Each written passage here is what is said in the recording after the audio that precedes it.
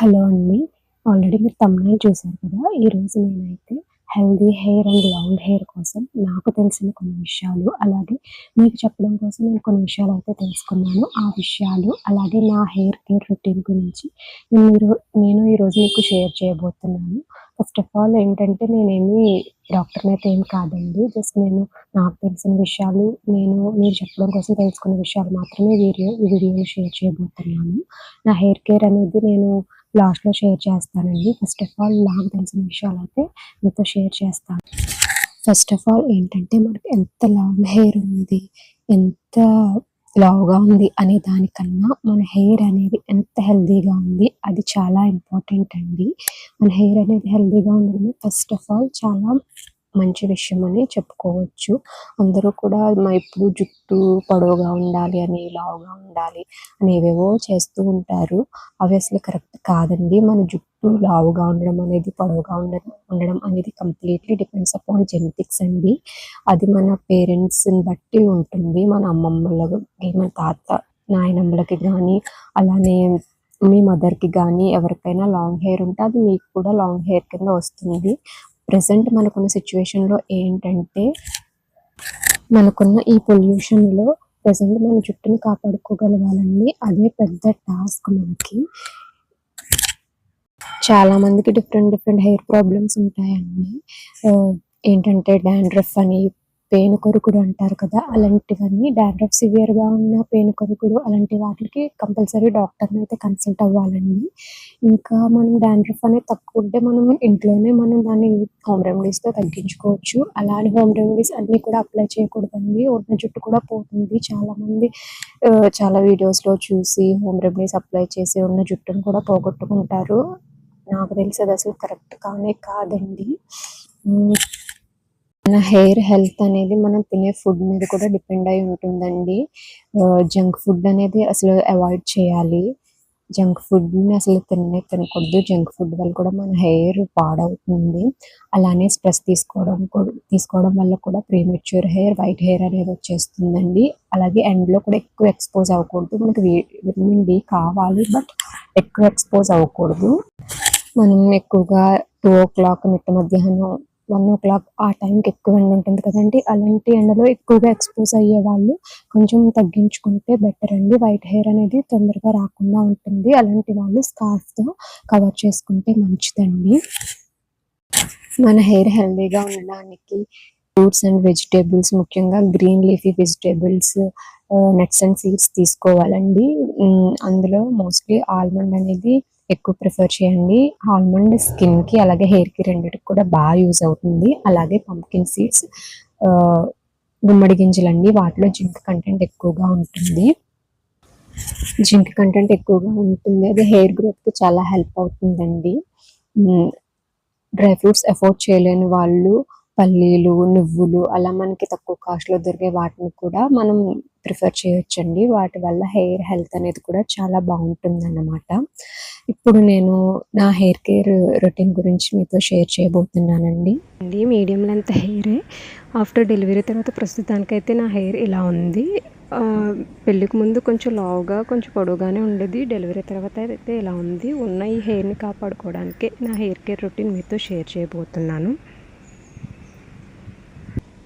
First of all ఎప్పుడైనా సరే మనం హెడ్ బాత్ చేయాలి అనుకుంటే కంపల్సరీ ఆయిల్ పెట్టుకొని హెడ్ బాత్ చేయాలండి. అలా అని వీక్లీ వారానికి 2 సార్లు చేస్తే సరిపోతుంది. ప్రతిరోజు ఎవ్రీడే చేయనవసరం లేదు. దానివల్ల స్కాల్ప్ అనేది డ్రై అయిపోతుందన్నమాట. నేనైతే వీక్లీ ట్వైస్ అయితే చేస్తానండి. చేసే ముందు ఆయిల్ కంపల్సరీ అప్లై చేసుకోవాలి. లేదంటే హెయిర్ ఫ్రిజీగా అయిపోతుంది. ఆయిల్ మొత్తం పెట్టుకొని అలా ఒక 2 డేస్, 3 డేస్ అలా వీక్ అంతా కూడా ఉండిపోతారండి. అది కూడా కరెక్ట్ కాదు. మనకి ఆయిల్ పెట్టడం వల్ల డస్ట్ అది బాగా పట్టేసి మన స్కాల్ప్‌కి డాండ్రఫ్ వచ్చే ఛాన్సెస్ ఉంటుందండి. సో, మనం హెడ్ బాత్ చేయడానికి 1 అవర్, 2 అవర్స్ పెట్టుకుంటే చాలు. డాండ్రఫ్ ఉన్నవాళ్ళు ఓవర్ నైట్ అసలు పెట్టుకోకూడదండి. దానివల్ల ఇంకా డాండ్రఫ్ అనేది ఎక్కువైపోతుందన్నమాట. మనం పెట్టే ఆయిల్ అనేది ఆ డాండ్రఫ్‌కి మనం ఫుడ్ పెడుతున్నట్టే. సో, ఎవరికైతే డాండ్రఫ్ ఉందో వాళ్ళు హెడ్ బాత్ చేయడానికి ఒక 1 అవర్, 2 అవర్స్ ముందు పెట్టుకుంటే సరిపోతుందండి. సో, ఆయిల్ పెట్టుకున్న తరువాత వెంటనే మనం హెయిర్‌ని డీటాంగిల్ అయితే చేయకూడదండి. జస్ట్ మనం దాన్ని అలా ముడి వేసేసుకొని ఒక 30 to 40 minutes అయితే అలా ఉంచుకోవాలండి. నెక్స్ట్ దాని తర్వాత ఏంటంటే మనం జుట్టుని ఎప్పుడు దువ్వుకోవడానికి ఇలా పెద్ద పళ్ళు ఉన్న కోమ్‌నైతే చూస్ చేసుకోవాలండి. ఇలా 2 సెక్షన్‌గా మన జుట్టుని డివైడ్ చేసుకొని స్లోగా డీటాంగిల్ అనేది చేసుకోవాలి. అలా చేసుకోవడం వల్ల మనకి పెద్ద పళ్ళు ఉన్నది యూజ్ చేయడం వల్ల జుట్టు అనేది అంత త్వరగా రాలకుండా ఉంటుందన్నమాట.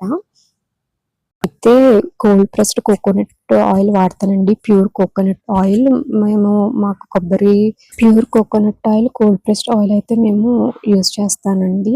విలేజ్ కాబట్టి మాకు ఈజీగానే అవైలబుల్ అవుతుంది. చాలామంది విలేజ్‌లో ఉన్న వాళ్ళు కూడా ఇప్పుడు బయట దొరికే కెమికల్ ఆయిల్స్ అయితే యూజ్ చేస్తున్నారండి. వాటినైతే అసలు ప్రిఫర్ చేయొద్దండి. చాలా కెమికల్స్ అయితే ఉంటాయి.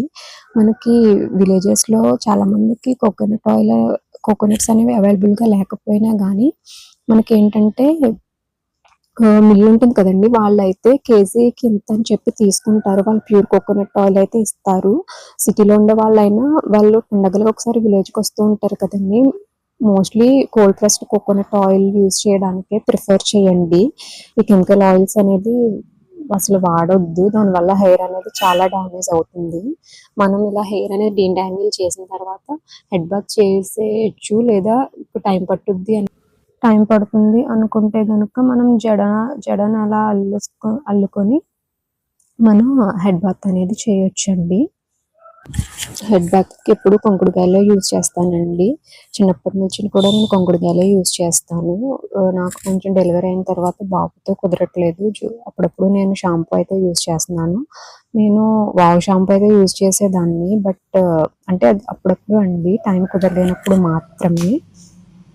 బట్ నాకు వావ్ షాంపూ నాకెందుకో దానివల్ల హెయిర్ ఫాల్ ఎక్కువయింది అనిపించింది. సో నేను దాన్ని స్టాప్ చేసి ఎప్పుడైనా కుదరలేనప్పుడు అప్పుడప్పుడు జస్ట్ పతాంజలి అయితే వాడతాననమాట. నేను కుంకుడుకాయలు మోస్ట్‌లీ ప్రిఫర్ చేస్తాను కుంకుడుకాయలను మాత్రమే. నేను కుంకుడుకాయలు కొట్టిన తర్వాత వాటిలో జస్ట్ ఒక్కసారి కొద్దిగా వాటర్ ఏసి అలా తీసేస్తానండి. ఎందుకంటే వాటిపై డస్ట్ అది ఉంటుంది కదా! సో తీసేసి నేను తర్వాత ఒక హాఫ్ అన్ అవర్ వేడి నీళ్ళలో నానబెట్టిన తర్వాత దాని నుంచి జ్యూస్ అనేది ఎక్స్ట్రాక్ట్ చేస్తానండి. చాలామంది కుంకుడుకాయలు ఏంటంటే జుట్టు రఫ్ అయిపోతుందని, టైమ్ టేకింగ్ అని చెప్పి ప్రిఫర్ చేయరు. బట్ వన్స్ కుంకుడుకాయలు అలవాటయిందంటే మీరింకా వాటిని మానలేరండి. దానివల్ల హెయిర్ అనేది చాలా బాగా క్లీన్ అవుతుందనమాట. హెడ్ బాత్ చేసిన తర్వాత చాలామంది హెయిర్ డ్రైయర్ యూజ్ చేస్తారు. దానివల్ల కూడా జుట్టు చాలా ఊడిపోతుందండి. జస్ట్ మనం నేచురల్‌గా అలా ఫ్యాన్ గాలికి కానీ, జస్ట్ ఎండలో గానీ అలా ఆరబెట్టుకుంటే ఆహ్, మన హెయిర్ అనేది చాలా హెల్తీగా ఉంటుందండి.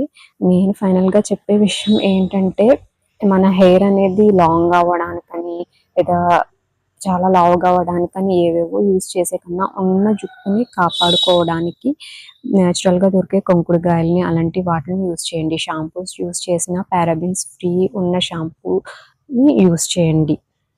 నేను కుంకుడుకాయలు యూజ్ చేయడం వల్ల నా జుట్టు కొంచెం రఫ్‌గానే ఉండుద్దండి. అలా అని మరీ రఫ్‌గా ఏం కాదు. అంటే వాటిలతో పాటు మందార ఆకులు అవన్నీ వేసుకుంటే కూడా కొంచెం స్మూత్ అవుతుంది. బట్ నాకు అవన్నీ నేను మందార ఆకులు, ఉసిరి, ఇంకా వేపాకులు అన్నీ వేసి ట్రై చేశాను. బట్ నాకెందుకో పడలేదది. హెయిర్ ఫాల్ అయ్యేది. అలానే నాకు హెడేక్ కూడా వచ్చేదనమాట.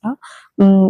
ఎవరికైతే పడుతుందో వాళ్ళు యూజ్ చేసుకోవచ్చు. బట్ నాకు పడట్లేదు. జస్ట్ ఓన్లీ కుంకుడుకాయలు మాత్రమే యూజ్ చేస్తున్నాను. ఆహ్, ఇదేనండి నాకు తెలిసిన హెయిర్ హెయిర్ కేర్ గురించి కొన్ని విషయాలు. నా హెయిర్ కేర్ రొటీన్. ఎవరికైనా ఈ వీడియో మీకు యూజ్‌ఫుల్ అయిందంటే గనక నా ఛానల్‌ని సబ్స్క్రైబ్ చేసుకోండి. లైక్ చేసి షేర్ చేయండి. ఇలాంటి మరిన్ని విషయాలు కోసం నా ఛానల్ అయితే సబ్స్క్రైబ్ చేసుకోండి. హెయిర్‌ని ఎప్పుడు అలా లీవ్ చేసుకోకుండా జడ వేసుకోవడానికే ప్రిఫర్ చేయండి. దానివల్ల మన జుట్టు అనేది త్వరగా ఊడిపోకుండా ఉంటుంది జడ వేసుకోవడం వల్ల. ఏదైనా ఫంక్షన్ ఉన్నప్పుడు ఓకే. బట్ మోస్ట్‌లీ ఇంటి దగ్గర ఉన్నప్పుడైనా జడ వేసుకోవడానికి ట్రై చేయండి. Thanks for watching.